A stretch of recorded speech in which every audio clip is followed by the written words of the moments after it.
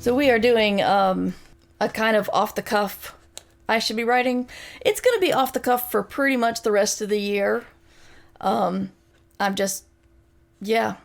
tired and I'm trying desperately to create content, but I know if I fret about it too much, it won't happen. So I'm going off the cuff. What I am scheduling is a couple of new things, a couple of changes for the year, for the new year.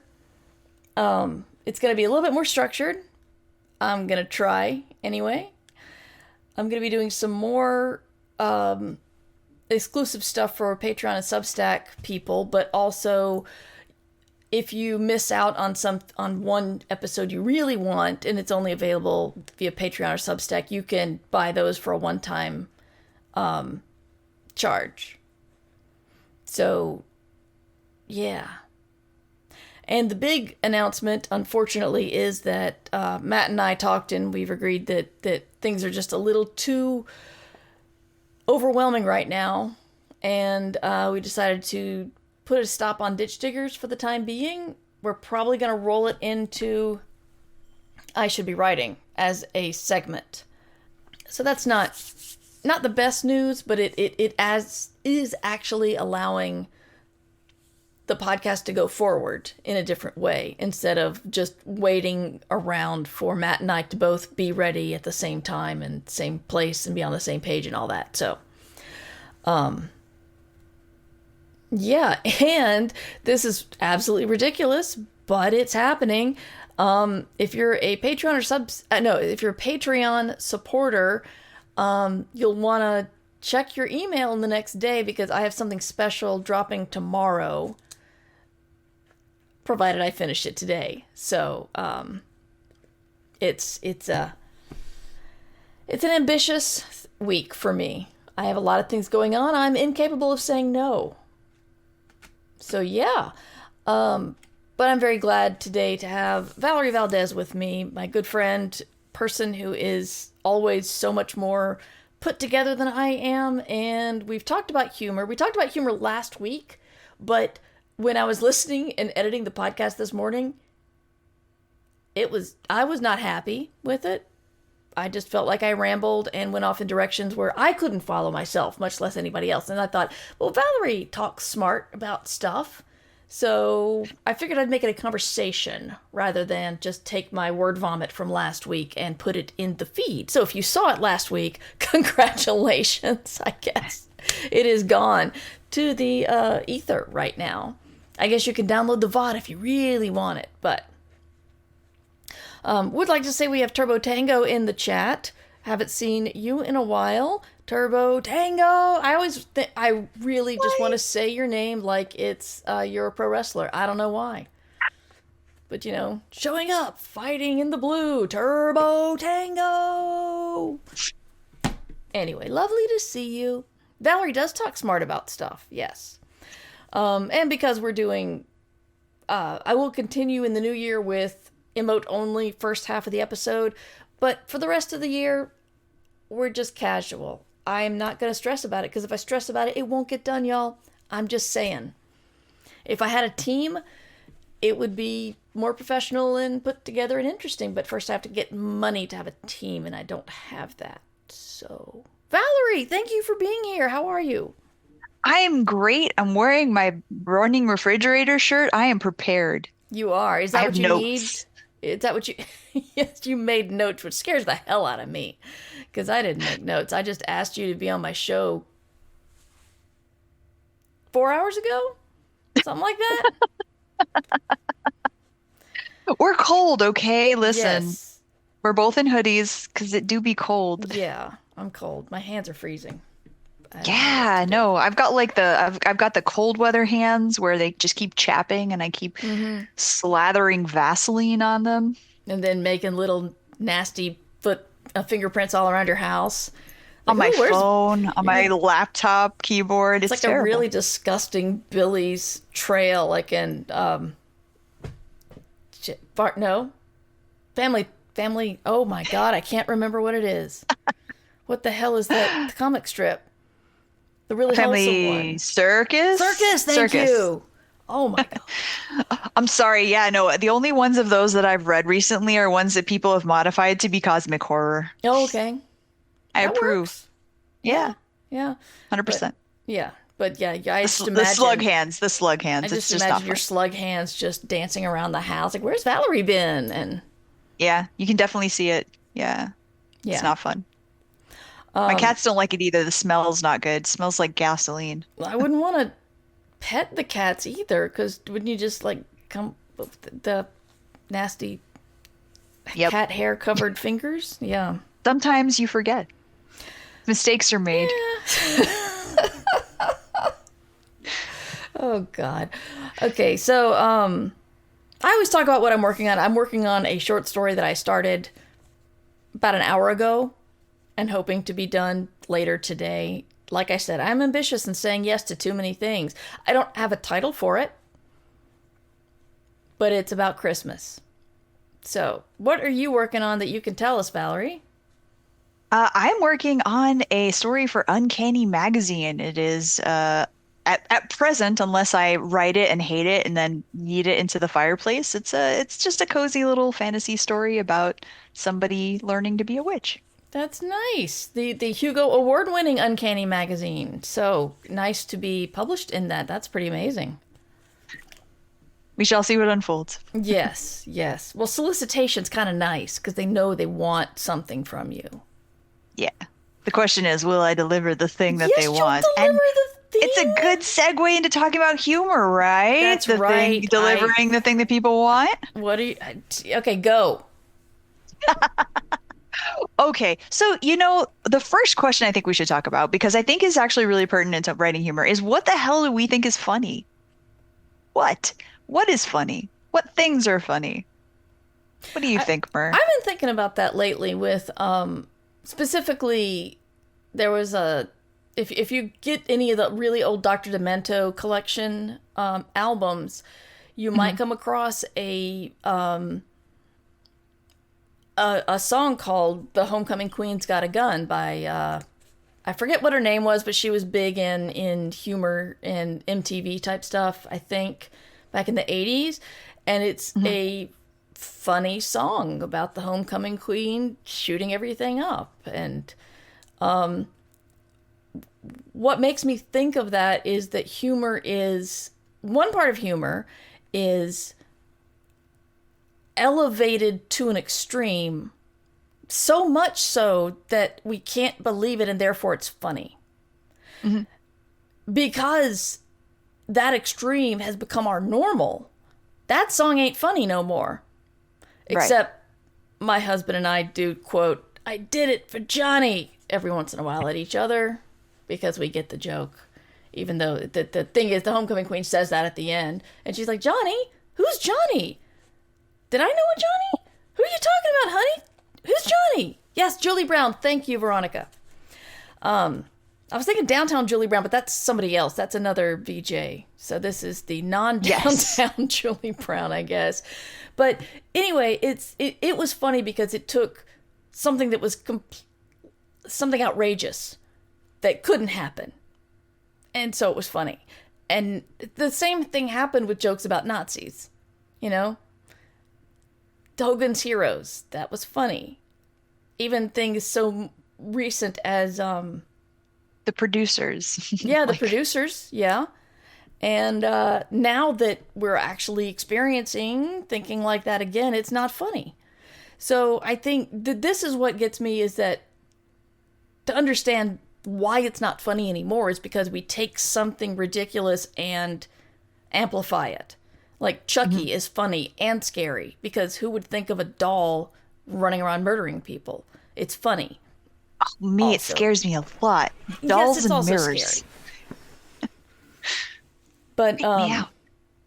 yeah, so that's I've been thinking about the extremism of humor. That's not the end all be all. That's just the one that's been on my mind lately. What do you think? Mhm. Yeah, I think that usually for me, humor is surprise. I'm surprised by something, and it is usually something that is like out of context, kind of slightly inappropriate, unexpected. It's maybe like juxtaposed with something that I wouldn't think would go together. But yeah, surprise stuff tends to get me, and that's in addition to what you're saying. And I think that those then are two like of the main things, right? Is hyperbole, exaggeration. You've taken something and you've, you know, taken it past the point of normalcy and mundanity and elevated it to something extreme and strange. Yeah. But yes, surprise I think is one of the ones that gets me too. Is you're expecting one thing and then a different thing happens. And yeah, I usually find that kind of thing funny. It just startles a laugh out of me. Yeah.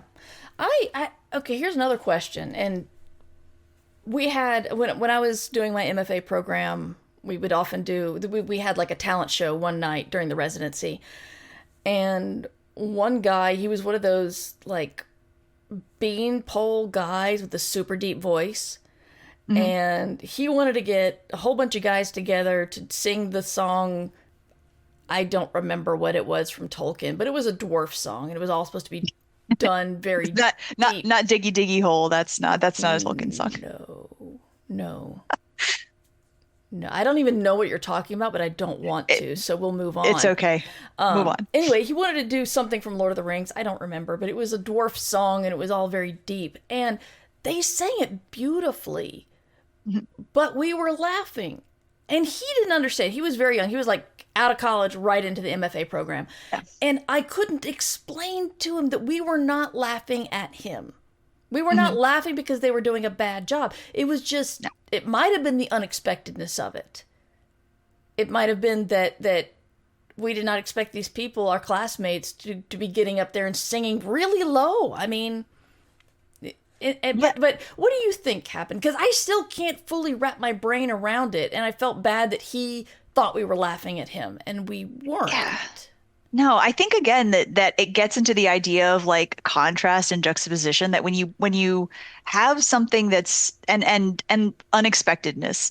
And so if you have someone with a particular physical appearance, you may have a preconceived notion of how that person should sound, such that when they speak and it's different from your preconception in a way that for some reason strikes you as humorous in that moment, then you're gonna laugh. But it is that kind of thwarting of expectations. It's that you have the expectation in the first place. And I think so. I think that like that is part of humor is you have to create the expectation before you can subvert it, before you can thwart it, before you can surprise the audience with whatever it is that you're doing. So we're back to And that's surprise. yeah, yeah. And I think that is kind of one of the main components for me that I come back to a lot. Because you expect something and then you get a different thing. And that's funny. That's comedy. We're gonna step into chat real quick. I said I did not want to know about the Diggy Diggy Hole. Preemi Muhammad, author, good friend, says I want to. I'm googling Diggy Diggy Hole. The next thing in chat is update. Oh my god. So I will just say the chorus of the song is I am a dwarf and I dig in a hole. Diggy diggy hole. Diggy diggy hole.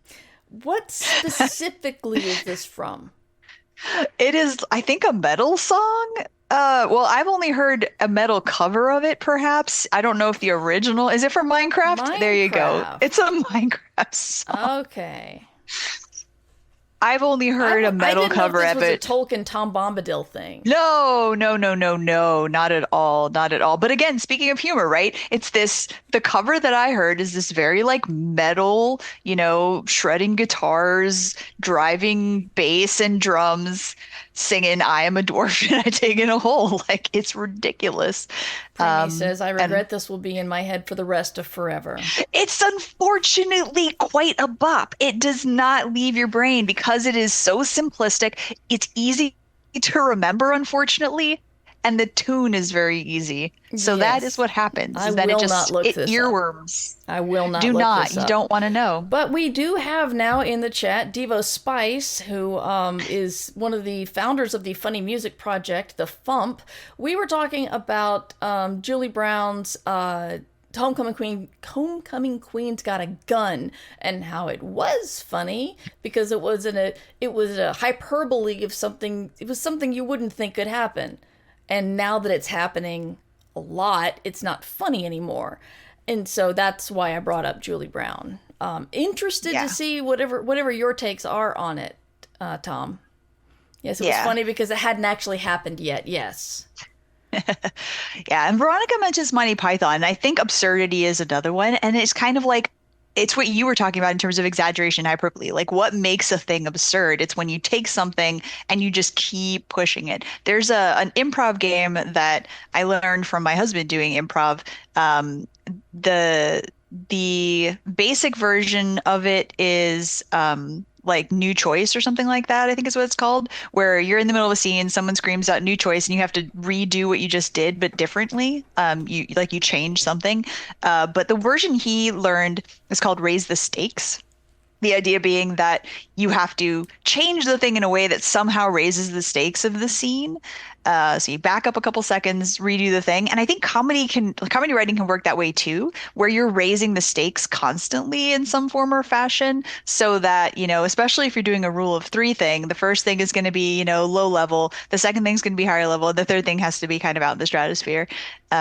If you want it to be funny, you got to exaggerate like that. And I think Monty Python is very good at that level of just extreme exaggeration. You think about something like Holy Grail, where, okay, we have a Trojan horse, except it's not a horse, it's a rabbit. What the heck? Why is it a rabbit? Who can you even fit in a rabbit? It's ridiculous. It Yeah. doesn't make any sense. And then it doesn't work. They throw the rabbit, they yeet the rabbit Yep. over the castle walls. And then the response to that is, well, maybe a badger. And it's like, Yeah. no, man, The problem was no. the animal they chose. Yeah. Because I refuse to give money to Zoom, our meeting is going to be over shortly, and we need to run an ad. So we're going to do both of these at the same time. I'm going to cut off Valerie. We're going to start a new call. We're going to run an ad, just so that people coming to the show won't come get an ad first thing. So we're not going to be doing anything entertaining. We'll just be hanging out.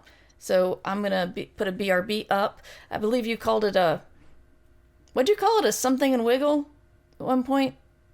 Oh, water and wiggle Water and break. wiggle, yes. Move around, get some That's water, what my kids, yeah, my take a break. kindergartner's teacher calls it, a water and wiggle Yeah. break. So, water and wiggle break, Zoom and ad break, whatever you want to call it. We're going to do that.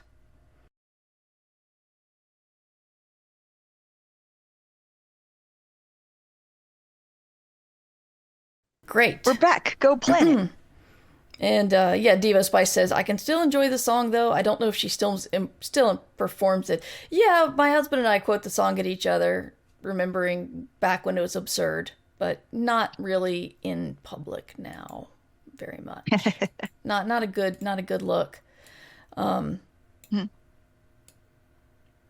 So Yeah, I Primi would brings think up the idea that, oh, go ahead. no, you go ahead. You're the guest.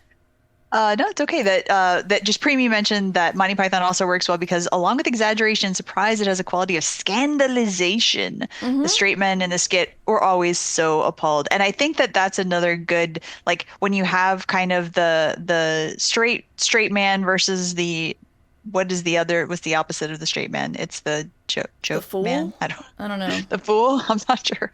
I'm sure there is a term for it, and I did not take a note about it. So unfortunately, my brain isn't going to supply that word. Um, the Joey, the Chandler. I Yeah. don't know. Yeah, I tried this is something I tried to talk about last week and just kind of flailed about, but The Office does that a lot because The Office has Michael who's dying to be funny. And that is Mhm. his biggest thing, and he's not funny. And that is funny. Yes. Or watching other people painfully watch him not be funny is funny. Yeah. Um, But then that does get into discomfort comedy, which is its own thing, and I think can be more or less successful, as you were talking about last time. Speaking of discomfort, my cat's yowling outside, so oh wow. apologies if everyone can hear him. He really needs me, I guess, right now. Um, Um, yeah, the discomfort thing, I find it fascinating what people can handle that. It's and why it bothers us. Think about the movie Bridesmaids.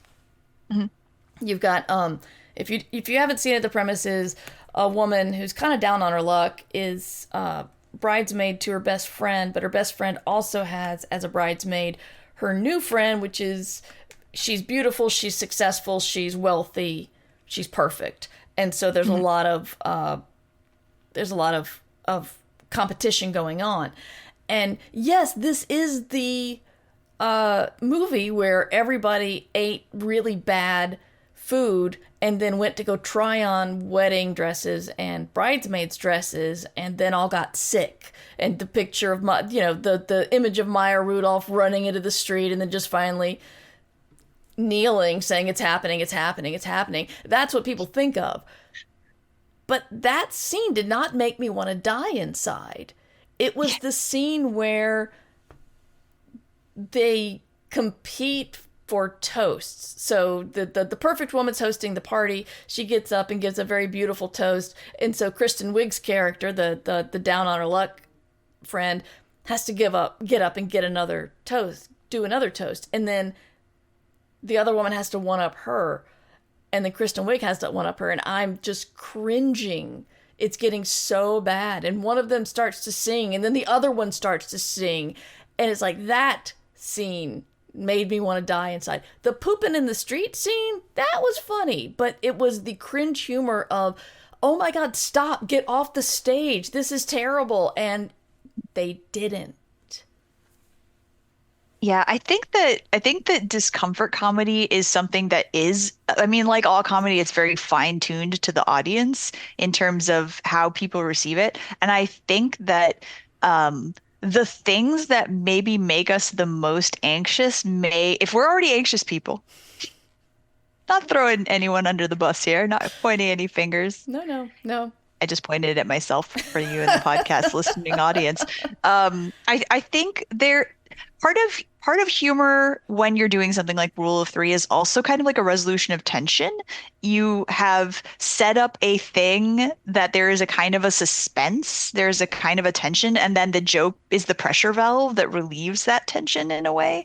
And so discomfort comedy, I think, is sort of that too, right? You are setting up this very extreme tension level. And then the release valve is something bizarre and funny like that. Whereas if you're a kind of anxious person, then the things that make you the most anxious, the comedy is not going to release your tension. You're going to keep having it. You're going to stay tense, which means that it's not going to work for you. That valve, that pressure cooker,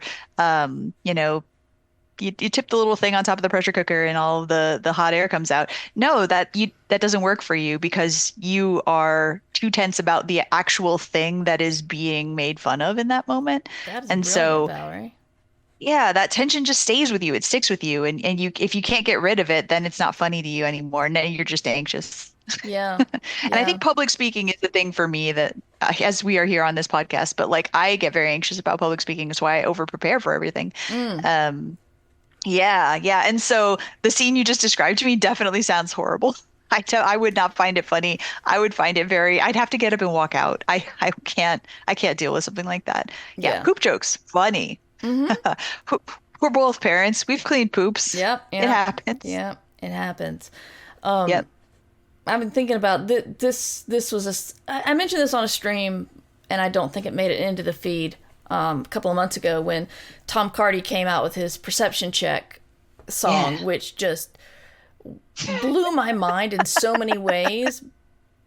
First as a fan, and then as a person playing Baldur's Gate, and then as somebody studying humor, it's just perfect on all levels. It does the Rule of Three thing where it starts out with the GM's describing the scene and the barbarian rolls a 1 and the thief rolls a 1, which is fails if you don't know D&D. And then the bard doesn't hide or cast a spell or do an attack, does active perception check, which is basically he sees whatever's in the area. And he rolls a natural 20. And so he's very excited. So he's like Superman. He can see through trees. That's right. So he's standing up and singing how he and his boys are going to mess you up. And the other two are like, I rolled a 1. And so he's like, fine, You're not going to hide from me. I can perceive you. And then he looks at the GM and says, what do I see? So that's the first level. Next level is the GM says, you see 3 people coming. One is noticeably shorter. And then we get the second step, which is I cast Vicious Mockery, which is a pointless spell. It's absolutely pointless. But he rolls a natural 20 again and sings a song about how you're short and no one likes you. And my favorite line being, and that has stopped you from forming meaningful relationships. That's the absolute best. And then we get to the third part, the rule of 3, where it goes really outrageous, where the GM says, that you've shattered the mind of that person with your vicious mockery, and they fall down, and you've discovered that it's a child, the child you've been looking for in the game. And then, so the bard gets up and starts singing about how he's going to loot that body. And that's the, and that is the going over the top, because it's already been established they're looking for this child. He has murdered the child. And so since the body's right there, might as well just take it to the rest of the extreme and loot that body. It's also a very, very catchy song, so I recommend it. It's Tom Cardy, Perception Check. Yeah. And it is a series of, like, again, it's setups and resolutions, and every setup. So like you said, initially it's here's the setup of the situation. This is what you see. This is what's going on. Each character rolls a 1, and then he describes the manner of their failure, as a good GM will do. And so that description is itself funny. So there's that level of humor occurring. Yeah. And that occurs for each of the 2 characters. And so then we have been primed for something to change, right? We've got the 1. So the next thing has to not be a 1, because those 2 are already 1s. Rule of 3, what's the third thing gonna be? So natural 20 is really, it's the opposite of a 1. So while it would in some ways be the thing you would expect to happen under the circumstances, the manner in which it unfolds then is what is unexpected. And he, like you said, he then keeps like making it worse and worse throughout the course of the song. Yeah, but it's also the most useless. The Bard is not the most useless, but it's definitely a support character. And, when the actual maybe turn the tide of battle rolls go to a 1, I'm just going to see what I see is the natural 20. And then the vicious mockery. We do have a point from Turbo Tango in the chat. It's absolutely delightful, but I can't get over how vicious mockery doesn't call for an attack roll. Yeah, no. And so, but here's what's also fun about the song then, and this is another aspect of humor, right? Allusion. When you are referential humor, you're referring to something else. And so part of this, it's funny because if you know how D&D works, it's funny. And an extra level of that is if you know that bards get a lot of crap for being useless characters in D&D, because they do. And I'm not the person to do that. I think every character has a place and can be played better, worse, differently, more fun, less fun. But like bringing that outside knowledge in then can make the situation even funnier. And so outside knowledge can affect humor levels. Definitely. Bards. Yeah, bards. Yeah, I'm playing a bard in Baldur's Gate, and I think about that song a lot. So it's lots of fun. I'm playing too much Baldur's Gate these days, which makes me think about things like Baldur's Gate and not the topic of my podcast. So if you have any questions about humor, put them in the chat for me or Baldur's Gate. Or Baldur's Gate. Sure, why not? I would like to stream Baldur's Gate one time, but I don't think my card can handle it. So I got a new card, and we just have to put it in the machine. So that's my goal. I'm also more determined to do some solo RPG streaming. I've been watching some other people's solo RPG. They do solo RPGs on video, and that's interesting. One guy does a lot, but I don't think he live streams. I think he cuts it up. So skipping a lot of the downtime, I guess. And he also has figures and terrain, and I'm not equipped for that. I do have a 3D printer. It's busy right now making something that I might use and I might not. But we do have a question from Preemie. What are some funny book stories where you feel the humor landed well in text? You go, Valerie.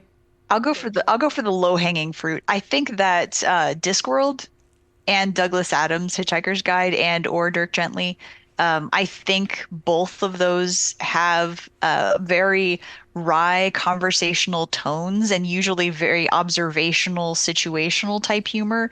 A lot of times it's Douglas Adams goes for absurdism, and so there's a lot of just very kind of funny setup situations where you take something mundane and you make it weird. You observe something mundane in a strange way, like this Alien comics, right? Where it's like, I'm going to describe this extremely mundane activity using very odd words as if I'm an alien. Um, and I think that so that absurdism is one way that Douglas Adams handles it. Footnotes is another for both of them. They both make excellent use of footnotes. Yeah. So speaking again, contrast, juxtaposition. You have a thing that you've set up, you've said a thing, and then the footnote somehow adds to it, contradicts it, Yeah, I makes like it the ones that funny. contradict. Yeah. Yeah.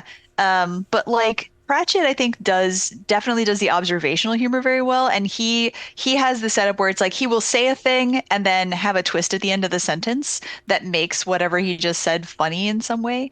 I'm struggling to find an example off the top of my head. A thing that I quote often is actually from Night Watch. This is a spoiler alert if you want to not have a spoiler for Night Watch. A character dies at one point, and Death, who is a character, shows up, and the guy is like, "So, do I still have time for the cake?" And Death is like, "There is no more time, not even for cake," or something like that. It's like, he says, "You have reached the end of cake." And like that just gets me every time. And so I say that one a lot. You've reached the end of cake. Because that I don't know that it encapsulates something to me that I think it is again like the series of things that lead up to that. There's no more time, not even for you. Yeah. You've reached the end of cake. And so that is a thing he does, and also again it's like the observational stuff. So Steve Kaplan, who wrote The Hidden Tools of Comedy, which is one of my favorite books, has the description. He's mostly a screenwriter coach, and he says what makes a perfect comedy is you've got a person who is not really equipped to be in a situation, and they're very bad at doing what's in the situation, but they don't quit. That's the key. If they quit, it's a tragedy because they failed. If they don't quit, then it's funny. And he brings up Tom Hanks in Big when he wakes up in the morning and he tries to put his pants on and he can't because he's massive and his pants are for a little boy. But he does not get that, so he keeps trying and trying until he falls over. And I thought of that when you were my own video has stopped. Why is my video stopped? okay, I was wondering if it was just weird. me or But you can still hear me?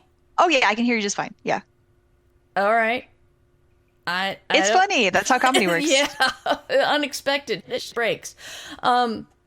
So the thing I always think about is when Arthur Dent wants to have make a cup of tea on the Heart of Gold, and everyone else is looking at Magrathea and ask this was a legend planet. They didn't even believe it was real, and then someone shoots missiles at them, and Arthur just wants to make a cup of tea, and he starts occupying the computer because the computer doesn't understand why someone would want dried leaves in water. And so the computer's trying to figure it out and has put all of its attention to that problem and can't fix the deal that they're being chased by missiles. And Arthur he just wants tea, but he just keeps messing things up over and over again until he hits the button that's the improbability drive, which creates the whale and the petunias. Which is great because he had previously established the whale and the petunias, had he not? Or is that the moment when they appear? This is the first whale and petunias. Yeah. Okay, yeah. I think didn't he previously establish meeting somebody at the bar who is like you? Or is that come later? Because that's the other thing, right? Is that he has the whale and the petunias, and then much later the petunias are explained. So when you have that, that's also funny, right? To set something up and then have it pay off way later. That kind of like you're bringing it back, you know? You're what is there's a phrase that I cannot think of off the top of my head. Oh, you're back, yay. Oh, good. It's like one's a joke, two's a callback, three's a game, or something like that. But just that notion that the more that you do a thing, and you do have to raise the stakes with it every time in some form or fashion, right? Or change the circumstances in which it appears. Like if it's a single line that keeps recurring, you got to pay it off eventually. Yeah. And that Petunia payoff was was amazing. The petunia payoff is amazing. I still have the art that Numbers Ninja made for me. I got a whale and some petunias for my 42nd birthday. Nice. Yeah. Nice. Does it say, "Oh no, not again" underneath it? No, it's just a little sculpture. That's so cute. But we have Devo Spice, yes, callback is what it was. And the Veronica says the Lucille Ball and Vivian Vance in the chocolate factory scene. I feel very old saying this, but I'm betting there's people out there who've not seen this. Look it up. Lucille Ball was funny. Just a queen of comedy, and they were trying to work at this chocolate factory on the assembly line, and it gets ahead of them and they try to deal with it. So Yeah, and that's another like again, there's that sort of situational humor, right? Is that you had a very normal situation. They're doing the chocolate factory thing. And it's fine, everything's cool, and then the speed ramps up, and then what's another? So let's drop some more like random kind of. Oh no, I'm backing up because I know Mike had a question that I want to kind of go back to at some point, but another example of like the callback kind of thing, or that something that is set up and so it's only funny in context, which is another danger of comedy, right? If you're relying entirely on like illusion and an understanding gleaned from previously established stuff, it may not work. It may not land. If you require outside knowledge of your audience, it may not work. But Avatar. Oh, okay. go ahead. No, go ahead. Last Airbender. In that show, all of the animals are like hybrids. And so you'll have, not like an owl bear, but I'm trying to remember what some of the hybrids are, right? There's like an anteater lion, and they're just a bunch of every animal on that show is a hybrid. But then they reach this one point and they're invited to a party that is being held in honor. Turtle duck, yes, turtle duck, great example. Badger mole, I think, is another one. Yes, so that sounds right. they go to a party that's being held in honor of this king's bear, and they're like, well, is it a cat bear? Is it an owl bear? It's like, no, it just says bear, and they're like, this place is weird. And that's something that it worked because it was established that no other animal on this show is not a hybrid. So for there to be just a bear is weird and confusing and funny. If you want to learn about how well to do not the callbacks, but the references, reference humor, and not have it go over people's heads, you need to watch The Lower Decks. I am not a Star Trek scholar. I have not seen every show. I've not seen every episode of every show. The Lower Decks is probably the only one I have seen every single... No, I've seen Strange New Worlds as well. But anyway, I watched a lot of Next Generation growing up, and I've watched a lot of Deep Space Nine, and then a lot of the newer stuff. But it's like there in the lower decks there are references to the animated series, there are references to the plates with the faces on them. And there will be times when my husband's laughing very, very hard. And I think it's an amusing joke. But the thing is, I think it's an amusing joke. The fact that there are two manatees on the Enterprise that are crew members, I thought was funny because they're manatees. But no, Jim says Yeah. that's a callback to something and he thought it was Yeah. freaking hilarious. They've managed to make humor that appeals to both. If this is your first Star Trek show, and if you are well versed, like, I mean, you may wonder why when they have to, when one of the guys is thrown into like a gladiatorial battle, why he needs to make a double fist with his hands and attack that way. That it looks silly, but it's a callback to Kirk. Yeah. But yeah, watch the lower decks to see how they manage to make things funny without you needing to know every single reference. Yeah, and that I think again, referential humor is something that can go wrong very easily because if the person who is your audience there doesn't get the reference, if they don't have the reference in their memory banks and cannot access it, then it's not going to work. It's not going to land. And so you can't entirely rely on that. And like you just said, that's a great example of how they chose things that are themselves intrinsically funny while also being callbacks so that the people who don't get the reference still think it's funny because the thing is just it's funny in and of Mm-hmm. itself. Yeah. Mike has left us, but I believe we can just Oh, answer the question and hopefully they'll catch it on a VOD or the yes. podcast. Do either of you have thoughts about how to push against the critical trend to view comedy as somehow lesser than drama? This is funny because Valerie and I are editors of Escape Pod, which is the podcast magazine that wishes to show a lighter side, a more fun side of science fiction. And we get a lot of drama Yeah, we get we so many sad stories. we had a meeting with one of our assistant editors and we're like, are we just not getting a lot? And he said, we are, it's hard to write the humor. Mhm. It's like a lot of people send us things that they think is funny, but it doesn't land with us. And that's when we realized that drama is easier Yeah, than comedy because pretty much everybody knows when the mom dies, it's sad. yeah, But if you want to say something funny about the mom, not everybody's going to agree with you. And so you have to make a joke that lands with at least enough people to make it worthwhile. So we hmm get a lot of really good, depressing as hell stories.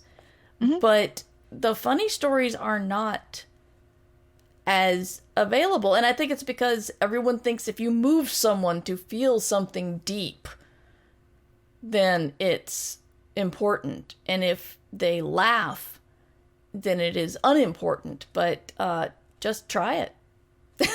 That's all I gotta say. yeah, Is if you think it's easy, then try it. yeah. I think it absolutely is harder. Like so. I am a person who responds very easily to drama. I cry at Publix commercials. Every single Publix commercial. I don't know who makes them. They just all make me cry, every single one. The commercial will start and I'll be like, "Oh, here we go. Me grab a tissue because I'm definitely going to be weeping by the end of this." And I think that the failure mode of drama is when you see the man behind the curtain, when you see the strings attached to the emotions that they're trying to manipulate you into feeling. Mm-hmm. That's where drama fails. But I think it's much easier to bury those cables than it is to write jokes that appeal to, like you said, a variety of people and that are gonna like land and not fall flat. A thing that I learned in TV writing when I took it, when the dinosaurs roamed the earth, is that when you're writing a spec script for an existing show, and that means that you are writing a script for a show that's on the air, it's probably never going to actually you're not going to sell that script because that's not how any of that works. But the spec script I don't know if it still is, like your calling card. It's kind of an example of like, see, look, I can do the thing. And so if you're writing a spec script for a comedy show, the jokes have to be funny on the page. They can't be funny if you are picturing the actor doing the thing in a particular way or reading the line in a particular way. The thing just has to be funny because the person reading it is not necessarily going to be picturing it in their head like a movie the way that you are when you're writing it. Not that everyone does that when they're writing either, but people don't. That's really the truth of it, is that some people picture stuff when they're writing, some people picture stuff when they're reading, some people just don't. And so the thing has to be funny in itself. And that's real hard to do. Yeah. And I don't know why it's for some reason perceived as a lesser skill, because it is harder. Maybe there's a sense of like there's a jadedness involved, and the people who are affected by drama somehow are like, it maybe takes a lot to get them to that point of having feelings anymore. I don't know. I don't know. I think a lot of people might think that, oh, comedy is just a slapstick, fall on trip on a banana peel. But, in watching a lot of classic comics like Buster Keaton, I'd never seen any of the Buster Keaton videos. And yes, he was brilliant. And he was brilliant in a physical comedy sense. And it was not just falling on banana peels. It was actually complex and difficult and very funny. So even if you go physical, even if you go slapstick, there's a way there's a challenge to actually make it work. The To make it choreography of land. it, it's complex and it's layered. And I think sometimes the people who dismiss comedy also are the kind of people.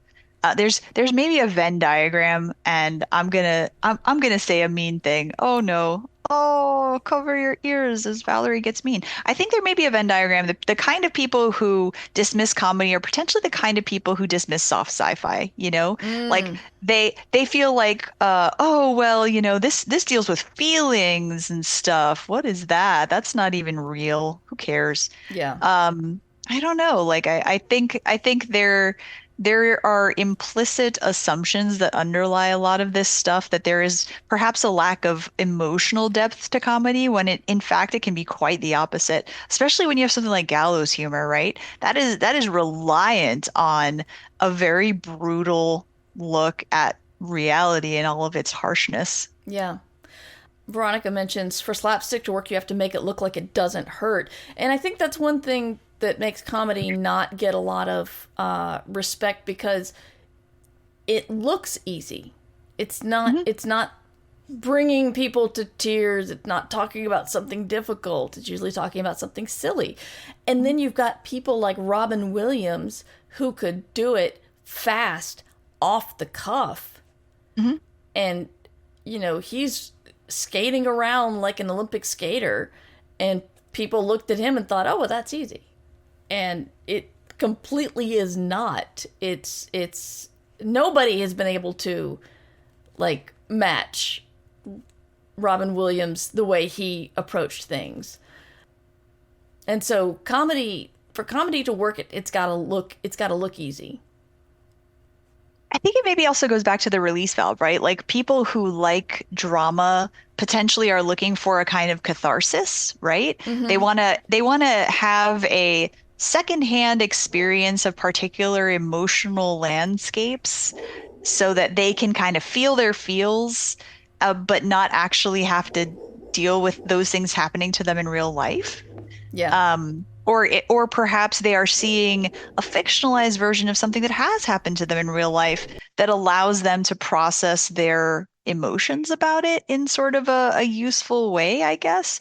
And to me, that sort of almost makes drama sound like eating your vegetables. It's not really that. That's not what I mean by that.